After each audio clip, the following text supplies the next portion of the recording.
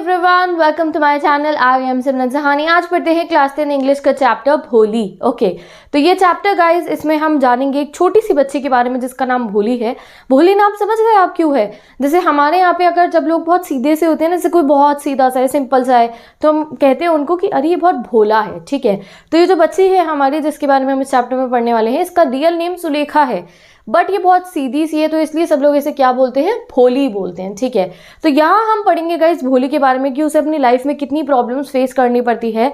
But एक moment आता है उसकी लाइफ में जब उसको उसकी टीचर एंड जब वो एजुकेट होना शुरू करती है तो वो उसको कितना हेल्प करता है, कैसे वो स्टैंड आउट कर पाती है उन सब सिचुएशन से जो वो फेस कर रही थी, with the help of her education, with the help of her teacher and all that. ठीक है, तो बहुत अच्छा चैप्टर है ये।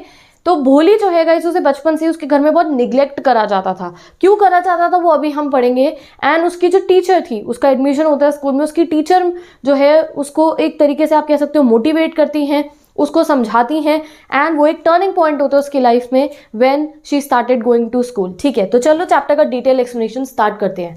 तो हर नेम वो सुलेखा, जैसे कि मैंने आपको बताया कि उस बच्ची का रियल नेम तो गाइस सुलेखा था, बट बचपन से ही सब उसको भोली बुलाते थे क्योंकि वो एक सिंपलटन थी। सिंपलटन मतलब बहुत ही सीधी सादी सी थी, तो इसलिए सब उसको जो है भोली बुलाते थे। भोली फोर्थ डॉटर थी नंबरदार रामलाल की। तो भोली के पिताजी का नाम क्या था? भोली के पापा का नाम क्या है? भोली के पापा का नाम है नंबरदार रामलाल। नंबरदार रामलाल के फोर्थ बेटी थी ये, चौथी बेटी थी कौन? हमारी भोली।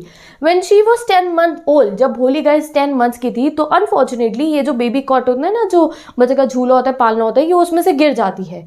तो जब छोटा सा बेबी गिर गया तो आप समझो कि ऑब्वियसली कुछ ना कुछ तो डैमेज हुआ होगा। तो जब वो गिरती है तो भोली का जो ब्रेन का कुछ एरिया है वहाँ पे जो है डैमेज हो जाता है। तो ऑब्वियसली ब्रेन से ही तो गाइस हमारी पूरी बॉडी वर्क करती है। तो ये मिस हैपनिंग होती है भोली के साथ जब वो बहुत छोटी थी। That's why she remained a backward child. तो ऑब्वियसली थोड़ा कुछ उसमें आप कह सकते हो कि जब पूरा ब्रेन ही हमारी बॉडी को फंक्शनिंग करता है और ब्रेन का ही कुछ पार्ट डैमेज हो गया था, तो इसलिए भोली में जो था she was kind of backward child. ठीक है, और इसलिए सब उसको क्या बोलते थे? भोली। वो ना इतना मिक्सअप नहीं होती थी लोगों से, ज़्यादा बोल भी नहीं पाती थी, तो इस वजह से सब उसको क्या बोलते थे? भोली है, सीधी सी है, बैकवर्ड चाइल्ड की तरह उसको जो है कंसिडर करा हुआ था। At birth she was very fair and pretty. जब भोली का जन्म हुआ था, जब वो छोटी सी बेबी थी, जब वो पैदा हुई थी, वो बहुत ज़्यादा सुंदर थी, प्रिटी थी और गोरी भी थी। बट देन जब वो 2 साल की होती है गाइस, 10 मंथ्स में तो देखो वो गिर गई थी एंड उसको जो है ब्रेन में कुछ प्रॉब्लम हो गई थी। जब गाइस 2 ईयर्स की होती है, जब वो 2 साल की होती है, तो उसको अटैक हो जाता है स्मॉल पॉक्स का। स्मॉल पॉक्स एक टाइप की डिजीज होती है। तो जब भोली छोटी होती है तो उसको स्मॉल पॉक्स हो जाते हैं एंड उससे क्या होता है, उसके आईज को छोड़कर बाकी जितनी भी उसकी पूरी बॉडी होती है गाइस, उस पर ब्लैक कलर के स्पॉट्स हो जाते हैं। ठीक है, अब जो है गाइस भोली, जैसे कि आपको पता है कि जब वो छोटी सी थी, 10 मंथ्स ओल्ड की थी, तो वो गिर जाती है और उससे उसके ब्रेन पे इफेक्ट पड़ता है। तो उस वजह से वो बोलना भी बहुत देर से सीखती है। जब वो 5 साल की होती है तब वो बोलना सीखती है, और जब वो बोलती है तो वो स्टैमर करके, यानी कि हकला के बोलती है। और जब कोई हकला के बोलता है ना, तो उसका अगर मजाक उड़ाया जाए तो वो बिल्कुल बोलना बंद कर देते हैं। तो एग्जैक्टली भोली के साथ होता है। तो जब वो बोलना शुरू करती है, वो थोड़ा थोड़ा स्टैमर करके हकला के बोलती है, तो उसके आसपास के जितने भी फ्रेंड्स थे, उसके फैमिली के, उसके नेबरहुड के, विलेज के जो भी बच्चे उसके आसपास में होंगे, वो उसका मजाक उड़ाते थे। तो भोली ने बोलना ही बिल्कुल बंद कर दिया था।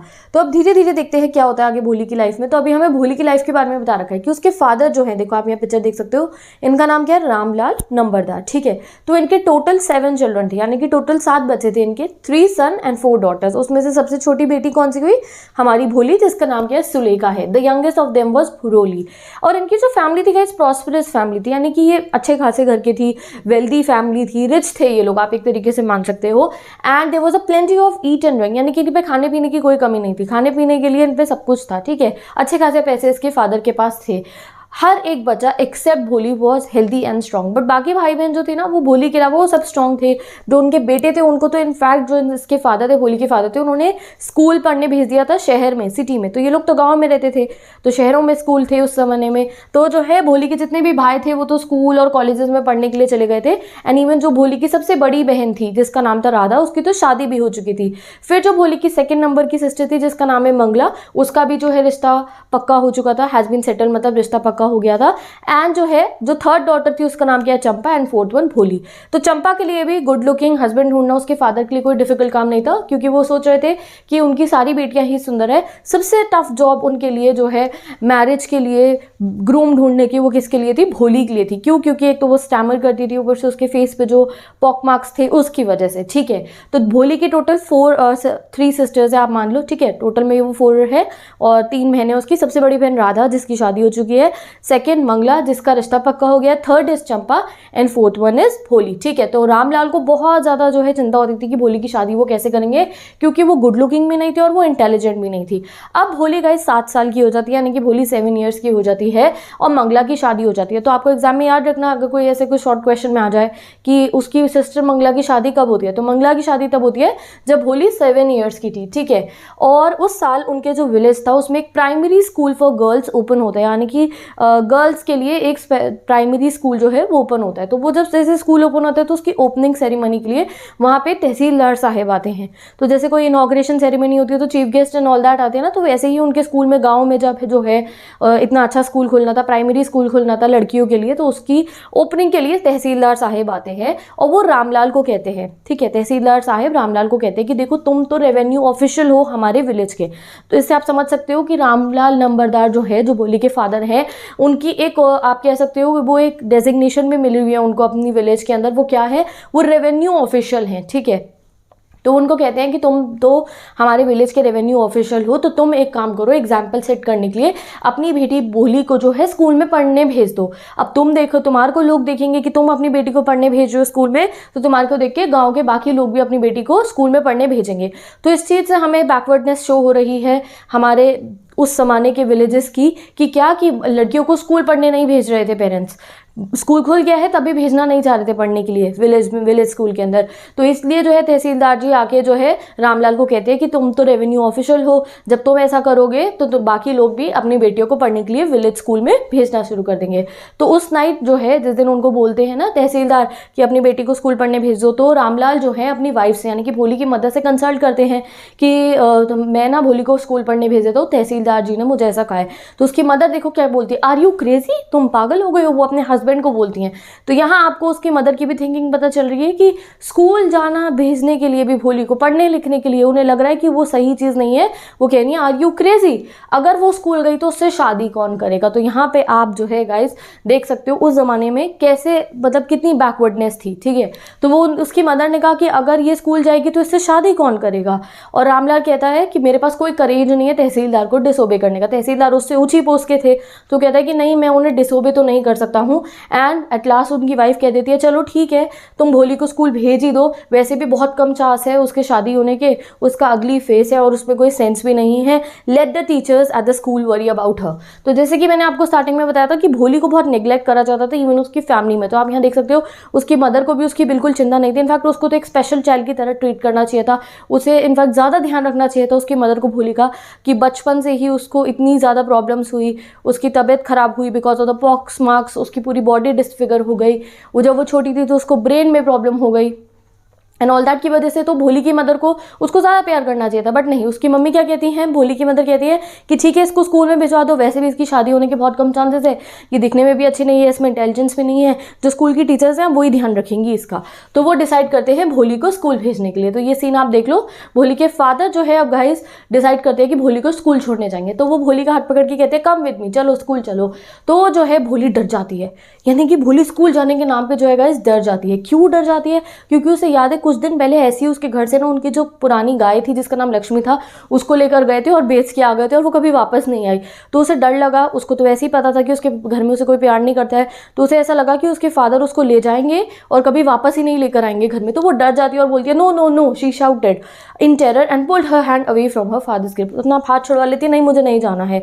तो उसके फादर कहते हैं क्या बात हो गई है तुम्हारे साथ यू फूल। तो आप यहाँ लैंग्वेज चेक कर सकते हो कैसे उसके फादर उससे बात करते हैं, what's the matter with you fool, shouted Ramlal. ठीक है, मैं तो तुम्हें से स्कूल ही लेके जा रहा हूँ। रामलाल जो है भोली को डांटते हैं कि ऐसे बिहेव क्यों कर रही हो, तो मैं तो तुम्हें से स्कूल ही ले जा रहा हूँ। और फिर जो रामलाल है वो अपनी वाइफ को बोलते हैं कि भोली को जो है कुछ डिसेंट कपड़े पहना दो, वरना हमारे बारे में लोग क्या सोचेंगे, स्कूल की टीचर्स और बाकी जो स्कूल की लड़कियां हैं वो क्या सोचेंगे भोली को देखकर हमारे बारे में। रामलाल जो है अपनी वाइफ को बोलते हैं कि इसको तैयार कर दो। पहले कभी भोली के लिए नए कपड़े नहीं खरीदे गए थे, जो भी ओल्ड ड्रेस होती थी उसकी बहनों की वो उसको पास कर दी जाती थी। और कोई भी भोली के कपड़े धोने की, उन्हें मेंड करने की, अगर वो फट गए हैं, कोई भी उसको, मतलब आप ये समझ सकते हो कि वो जैसे गंदे कपड़े पहने होते थे उसने पहने होते थे, कोई उसके बाल कोम नहीं करता था, तो उसकी मदर भी उसका बिल्कुल ख्याल नहीं रखती थी। No one care to mend or wash her clothes, but today she was lucky. But आज भोली लकी हो गई थी क्योंकि उसको बहुत समय बाद एक क्लीन ड्रेस पहनने को मिली थी जो श्रिंक हो गई थी बहुत बार धुलने के बाद। वो पहले चंपा की थी, तो चंपा की श्रिंक ड्रेस जो है भोली को पहनाई जाती है और उसको नहलाया भी जाता है। तो आप यहाँ देख सकते हो उसको नहलाती भी नहीं थी उसकी मदर, उसको नहलाया गया, उसके बालों में तेल लगाया गया और उसकी कोम करी गई। एंड उसके बाद ही उसे बिलीव हुआ कि अच्छा मुझे बेटर प्लेस पे लेके जा रहे हैं, जैसे घर है तो किसी अच्छी जगह पे ही मेरे को ये लेके जा रहे हैं। अब जो है वो लोग स्कूल जाते हैं, तो भोली अपने फादर के साथ स्कूल जाती है। तो वो स्कूल जाते हैं तो ऑलरेडी वहाँ पे क्लासरूम में बहुत सारे बच्चे बैठे होते हैं, बहुत सारी लड़कियां बैठी होती है। और रामलाल जो है अपनी बेटी को हैंड ओवर कर देते हैं हेड मिस्ट्रेस को, यानी कि वहाँ पे जो हेड मिस्ट्रेस थी उनको भोली को हैंड ओवर कर देते हैं। और अब भोली अकेली होती है स्कूल में अपने बाकी क्लासमेट्स के साथ और टीचर्स के साथ में। वहाँ पे बहुत सारे रूम्स होते हैं उसके स्कूल में और वहाँ पे नीचे मैट बिछी होती है और वहाँ पे बहुत सारे बच्चे बैठ के पढ़ रहे होते हैं। सिर्फ गर्ल्स थी वहाँ पे, ठीक है। तो in each room girls like her squatted on mats, तो गर्ल्स बैठी हुई थी और पढ़ाई कर रही थी क्योंकि वो गर्ल्स प्राइमरी स्कूल ही था। सब बुक्स में से कुछ कुछ पढ़ रहे थे। तो हेड मिनिस्ट्रेस जो है वो भोली को एक कॉर्नर में जो है बैठने को कह देती हैं। अब भोली जो है गाइज उसको नहीं पता था कि एग्जैक्टली उसे क्या करना है स्कूल में, क्योंकि उससे पहले उसने कभी स्कूल देखा ही नहीं था। बट वो काफ़ी खुश हो जाती है इतनी सारी लड़कियों को अपनी एज ग्रुप की देखी, क्योंकि जैसे कि मैंने आपको बताया वो बिल्कुल अकेली रहती थी, कोई उससे बात ही नहीं करता था, सब उसके मजाक उड़ाते थे। तो वो अपने एज ग्रुप की बाकी लड़कियों को देखकर बहुत खुश होती है और वो ऐसा होप करती है कि शायद इनमें से कोई एक मेरी एक दिन फ्रेंड बन जाए। ठीक है, कहते हैं अब जो भोली की क्लास टीचर होती है, जो लेडी टीचर होती है, वो कुछ बता रही होती है गर्ल्स को, बट भोली को कुछ समझ में नहीं आ रहा होता है कि मैम क्या कह रही है। तो वो क्लास को ना देख रही होती है, वो वॉल को देख रही होती है। वॉल पे जैसे प्राइमरी स्कूल की वॉल्स होती है ना, उन पे डेकोरेशंस लगी होती है, तो वो देखती है कि कितने सुंदर सुंदर कलर्स हैं। वो हॉर्स को देखती है कि अरे ये हॉर्स तो बिल्कुल ब्राउन है जैसे तहसीलदार का हॉर्स है, गोट बिल्कुल ब्लैक है जैसे हमारी नेबरहुड वालों की गोट है उसके जैसी ही है, पैरेट भी बिल्कुल ग्रीन है जैसे मैंने हमेशा पैरेट देखा है। तो भोली को बहुत सुंदर लग रहा होता है अपने क्लासरूम। वो काऊ को देखती है और देखती है कि अच्छा ये काऊ बिल्कुल वैसी है जैसे कि हमारी काऊ लक्ष्मी थी, और उसी अपनी क्लास को देख रही होती है। तभी उसकी टीचर जो है उसके साइड में आ जाती है और उसको देख के स्माइल कर रही होती है। तो भोली आज पहली बार क्लास के आई थी, तो टीचर उससे मिलने आती है और उससे आके उसका नाम पूछती है, what's your name little one. Class teacher भोली से नाम पूछती है एंड जैसे कि भोली बहुत स्टैमर करती है, वो एकदम से नहीं बोल पाती है, तो वो स्टैमर करते हुए भो भो ऐसे करके बोलती है, बट वो पूरा सेंटेंस नहीं बोल पाती है, अपना नाम नहीं बोल पाती है वो भोली। और जब वो बोल नहीं पाती है तो एकदम से वो रोना शुरू कर देती है और अपना ऐसे यूं हेड डाउन कर लेती है और ऊपर देखने की कोशिश भी नहीं करती, क्योंकि उसे लगता है कि हाँ मेरे आसपास के बच्चे जो है मेरा मजाक उड़ा रहे होंगे। तो भोली जो है अपना नाम भी अपने टीचर को नहीं बता पाती। अब जो स्कूल की बेल है वो बज जाती है, यानी कि छुट्टी की घंटी बज जाती है और सारी लड़कियां जो है क्लासरूम से बाहर चली जाती है। बट भोली जो है अपने कॉर्नर को नहीं छोड़ रही थी, वो वहीं पे अपना ऐसे यूं सर नीचे करके बैठी हुई थी। And she kept on sobbing, sobbing मतलब रो रही थी थोड़ा थोड़ा, ठीक है। तो भोली की जो टीचर है वो उसके पास आती है, बहुत सॉफ्ट और सूदिंग वॉइस में, यानी कि बहुत प्यार से उसको बोलती है भोली। आज तक उसकी लाइफ में गाइस किसी ने उससे इस तरीके से प्यार से नहीं बुलाया था। भोली अफेक्शन उनकी टीचर की वॉइस में जो है, भोली की टीचर की वॉइस में उसको महसूस हुआ। It touched her heart. उसको खुद से महसूस हुआ कि कोई मुझसे इतनी प्यार से बुला रहा है। और उसकी टीचर कहती है गेट अप, ठीक है।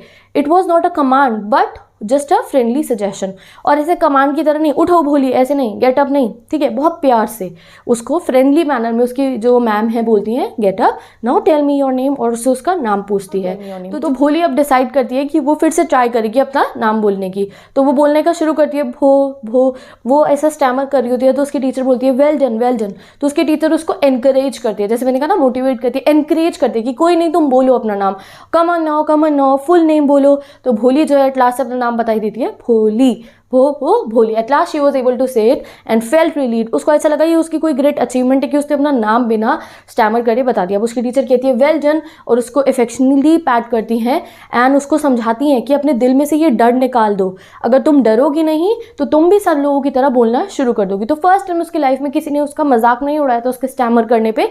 इनफैक्ट उसको समझाया, उसको एनकरेज करा कि अगर वो अपने दिल में से डर निकाल देगी तो वो भी सब लोगों की तरह बोल सकती है। अब भोली जो है ऊपर देखती है ऐसे, जब उसकी मैम कहती है ना तुम भी सबकी तरह बोल सकती हो, तो भोली ऐसे देखती है और उसको आंखों में मतलब उसकी वो दिखाई दे रहा था कि वो अपनी मैम से पूछना चाहती है, रियली क्या सच में मैं भी ऐसे बोल सकती हूँ? तो उसकी मैम कहती है yes yes it will be very easy for you, just तुम रोज स्कूल आना और तुम जो है बोलना स्टार्ट कर दोगी। विल यू कम, तुम आओगी रोज स्कूल भोली? तो भोली ऐसे नॉट करती है। तो उसकी मैम कहती है नहीं नॉट नहीं करना है, से इट अलाउड, तुम स्कूल आओगी या नहीं? तो भोली कहती है ये यस यस। अब जैसे भोली यस बोलती है तो वो खुद भी एस्टॉनिश हो जाती है कि कैसे उसने पूरा वर्ड बोल दिया, यानी कि पहले उसने भोली बोला, अब उसने यस बोला, तो वो खुद ही ज़्यादा इतना हैरान हो जाती है कि वो कैसे बोल पा रही है।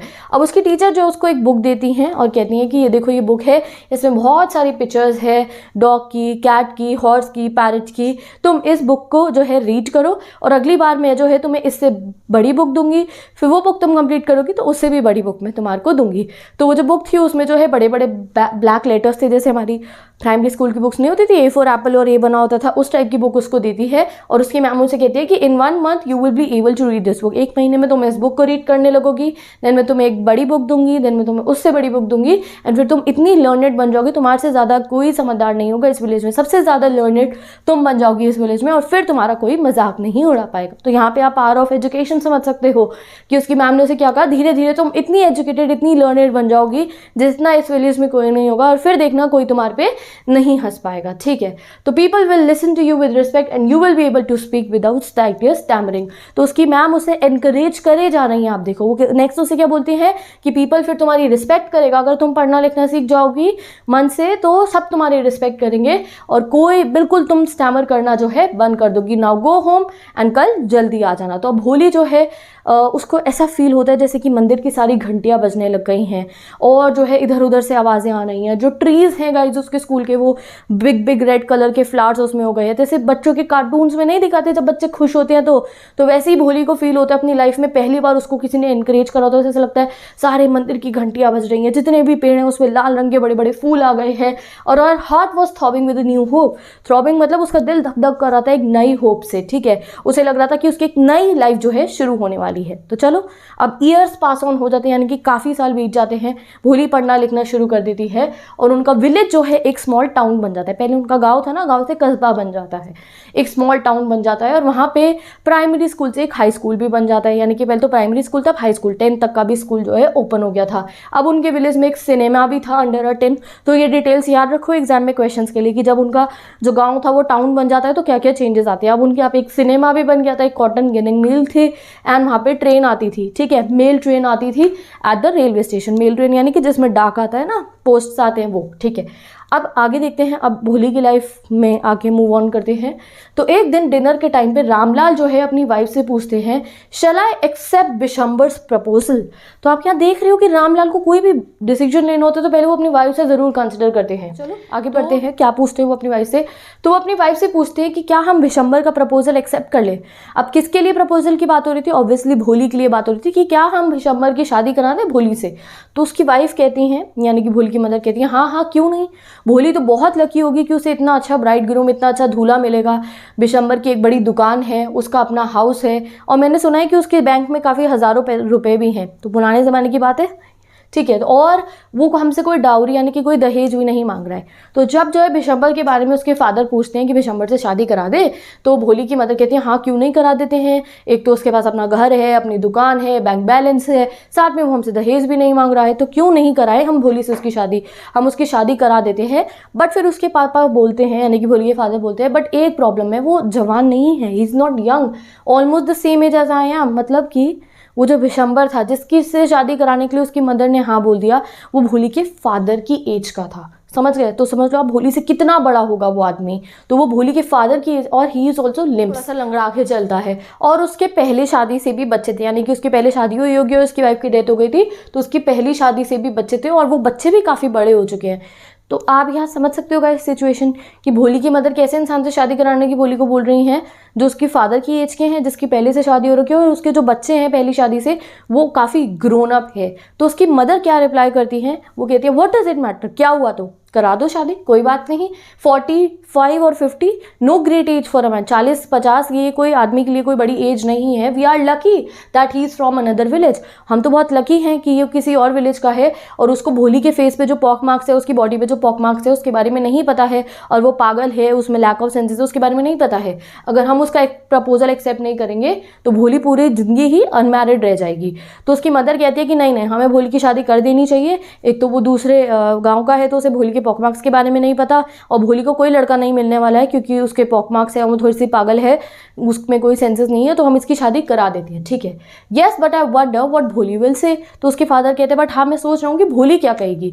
तो उसकी मदर क्या कहती है अब आप फिर देखो, या तो उसकी मदर उसके लिए क्या बोलती है, व्हाट विल दैट विटलेस से, विटलेस मतलब जिसमें दिमाग नहीं है, वो क्या बोलेगी। शी इज़ लाइक अ डम काउ, वो तो एक डम काउ है।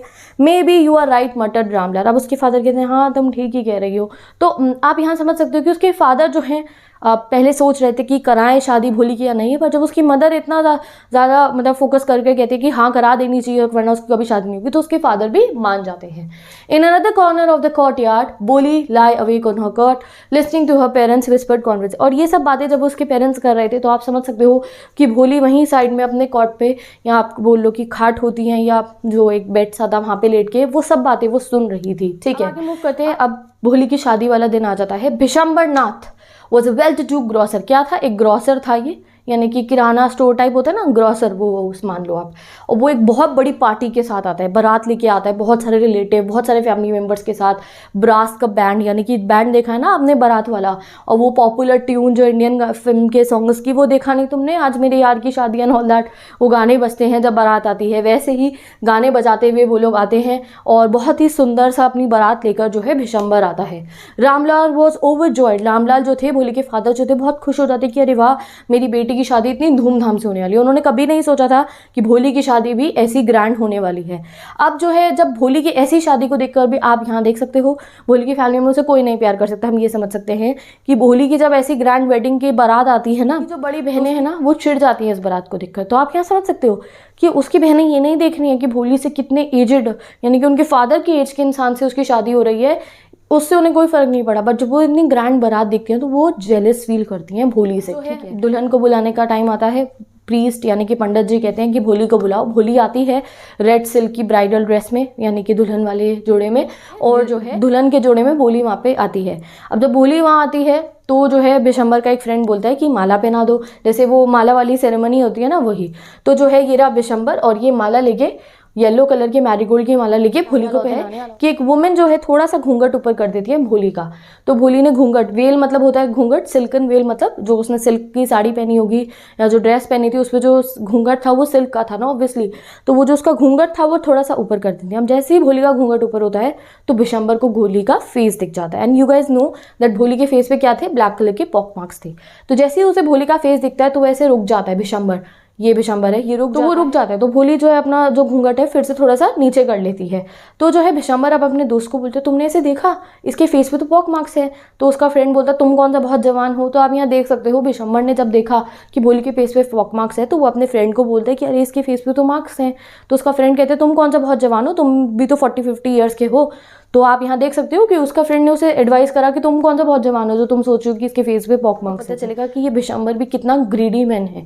तो अब ये बिशंबर, इसको अपनी एज से कोई फर्क नहीं पड़ा है, बट ये जब देखता है कि भोली के फेस पे पॉक मार्क्स है तो ये आप क्या बोलता है, आप ये देखो, but if I am to marry her father must give me 5000 rupees. अब ये बिशंबर जो है ये शादी का बिल्कुल सेरेमनी स्टार्ट हो रही है, माला डालने का समय पे जब इसने देख लिया भोली के फेस पे पॉक मार्क्स है, ये अपने दोस्त को बोलता है। दोस्त भी कहते हैं क्या हुआ, तो तुम भी तो बहुत जवान नहीं हो।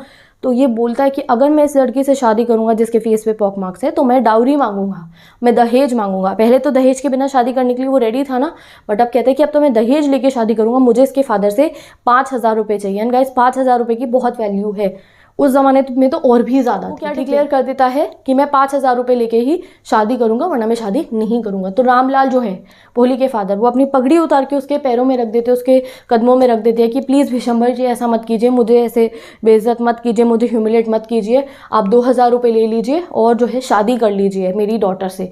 Be a little considerate please, if you go back I can never show my face in the village. और उसको कहते हैं कि प्लीज़ 2000 रुपये ले लीजिए, इसको ही दहेज समझ लीजिए और मेरी बेटी से शादी कर लीजिए।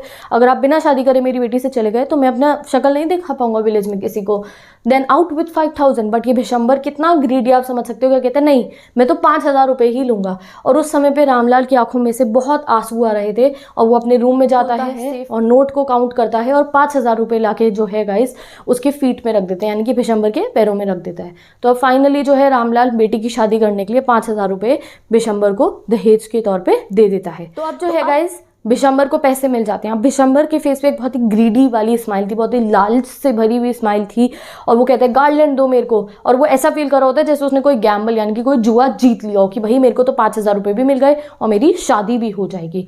अब वो कहता है मेरे को गार्लैंड लाओ और फिर से वो सेरेमनी स्टार्ट करने वाले होते हैं। तो भोली का घूंघट ऊपर करा जाता है और अब की बार जब भोली का घूंघट ऊपर होता है तो गाइज वो ऐसे नीचे नहीं देख रही थी शर्मा कर या परेशान होकर, नहीं, अब की बार वो आंखों में आंखें डाल के उस भिशंबर के दिखती है अपने होने वाले हस्बैंड के। और उसकी आंखों में गुस्सा नहीं था, ना ही उसके आंखों के अंदर नफरत थी, उसकी आंखों में कंटेम्प्ट थी। कंटेम्प्ट मतलब गाइस कि सामने वाले के लिए जब रिस्पेक्ट नहीं होती ना, यानी कि एक ऐसा इंसान जिसको आप घिनौना मानते हो, समझ गए आप, जिसके लिए आपकी आंखों में कोई इज्जत नहीं है, ऐसे देखा उसने भिशंबर को। और भिशंबर ने जो है गार्लैंड प्लेस करने की कोशिश करी थी, भोली के गले में डाली जाती है ना माला, माला डाल ही रही थी, बट वो उससे कर पाता कि भोली ने ऐसे हाथ करा और वो गार्लैंड जाके जो है जो फायर थी ना, जो हवन कुंड होता है उसमें जाके जल जाती है। She got up and through with the well, और वो अपना घूंघट भी हटा देती है और कहती है पिताजी, सेड भोली इन अ लाउड क्लियर वॉइस, और अपनी लाउड एंड क्लियर वॉइस में बोलती है पिताजी। उसके मदर, उसके फादर और उसके भाई बहन रिलेटिव्स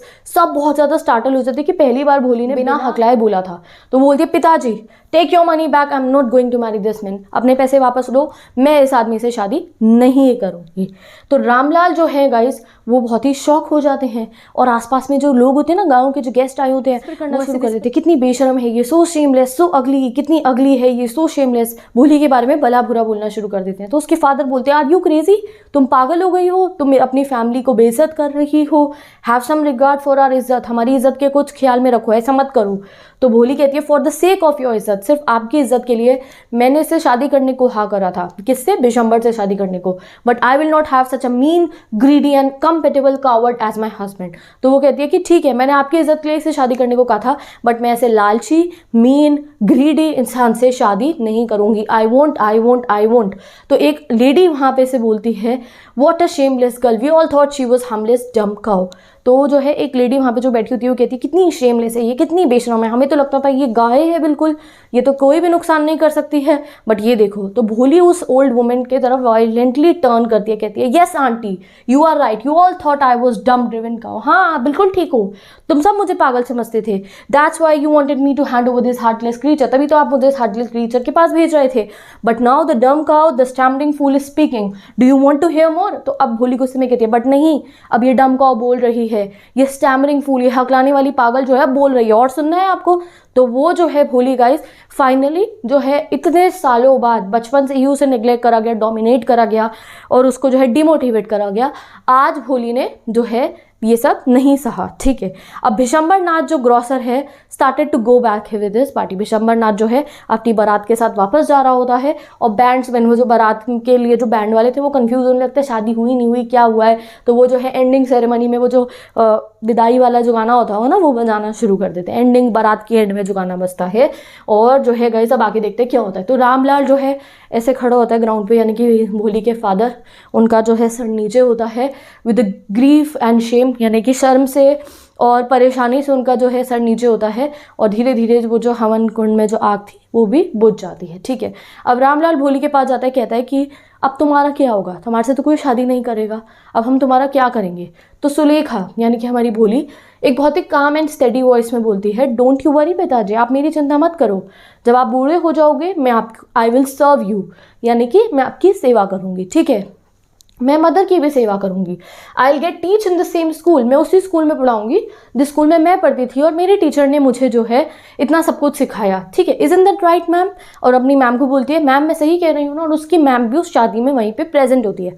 तो जब भोली के फादर ने कहा ना कि तुमसे शादी कौन करेगा, अब तुम क्या करोगे अपनी लाइफ में, तो भोली अपने फादर को कितना आप मान सकते हो कि अच्छा रिप्लाई देती है। वो कहती है नहीं, मैं आपकी सेवा करूंगी, अगर मेरी शादी नहीं हुई तो मैं आपकी सेवा करूंगी, जो स्कूल है हमारा वहाँ पे मैं पढ़ाऊंगी, जैसे मैं पढ़ती थी, the teacher had all along stood in a corner watching the drama.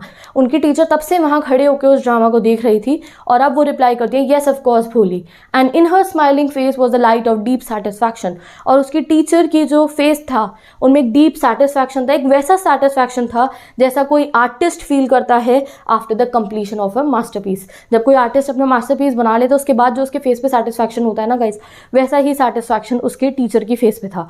So now guys with this ये चैप्टर कंप्लीट हो गया है। तो विद दिस गाइस ये चैप्टर कंप्लीट हो गया है। अब लास्ट में ये क्यों बोला कि उसकी टीचर को ऐसा फील हो रहा था जैसे एक आर्टिस्ट को अपने मास्टरपीस को देख के होता है। Who is artist and who is masterpiece? तो गाइस आर्टिस्ट यहाँ पे टीचर ही है एंड मास्टरपीस है भोली। बिकॉज यू नो कि भोली को उसकी फैमिली में और आसपास में हर कोई निग्लेक्ट करता था, डोमिनेट करता था, उसका मजाक उड़ाया जाता। सिर्फ उसकी टीचर थी जिन्होंने उसमें फेथ दिखाया, उसे एनकरेज करा, उसे मोटिवेट करा, और आज भोली ने बिशंबर से शादी करने को मना कर दिया अपनी रिस्पेक्ट के लिए, अपने फादर की रिस्पेक्ट के लिए। तो विद दिस गाइज आप समझ सकते हो कि उसकी टीचर ने कितना मैजिक रोल उसकी लाइफ में परफॉर्म करा। यहाँ देखो क्वेश्चन भी है, why did her teacher take special interest in her? Did Bholi measure up to her teacher's expectation? यहाँ स्टार्टिंग में चैप्टर की क्वेश्चन लिखा होता, तो यस आंसर है यस। जो उनके टीचर ने एक्सपेक्ट करा था भोली से, भोली एक्सपेक्टेशंस पे बिल्कुल खरी उतरती है, वो जो है स्टैंड आउट करती है, और वो क्या डिसीजन लेती है अपनी लाइफ में, दैट नहीं करूंगी मैं शादी, मैं आपकी सेवा करूंगी और उसी स्कूल में जाके पढ़ाऊंगी। तो ये ब्यूटीफुल चैप्टर हमारा कंप्लीट हो जाता है भोली। तो with this guys I am ending this video now. I hope आप लोगों ने मुझे पहले ही कमेंट सेक्शन में इस चैप्टर के ऑथर का नाम बता दिया होगा, जैसे आप हर एक चैप्टर में बताते हो। नहीं बताया तो अभी बताओ चैप्टर के ऑथर का नाम, एंड मिलते हैं नेक्स्ट वीडियो में। ठीक है, तो अब हम क्वेश्चन आंसर सीरीज अपनी स्टार्ट करेंगे क्लास 10 इंग्लिश की। अगर आपको टर्म 1 टर्म 2 का सिलेबस पढ़ना है, दोनों बुक्स पढ़नी है क्लास 10 इंग्लिश की, डिस्क्रिप्शन बॉक्स में प्लेलिस्ट गिवन है, मैंने full syllabus full chapters cover करा दिया, ऐसे ही डिटेल एक्सप्लेनेशन में 10th की SST भी पढ़ा दिया, science important question are there. मेरी इंस्टाग्राम आईडी का लिंक गिवन है जहाँ पे इन सभी चैप्टर के notes, NCERT back question, important question आपको मिलेंगे। So go and start studying, description box को चेक कर लो। मिलते हैं नेक्स्ट वीडियो में।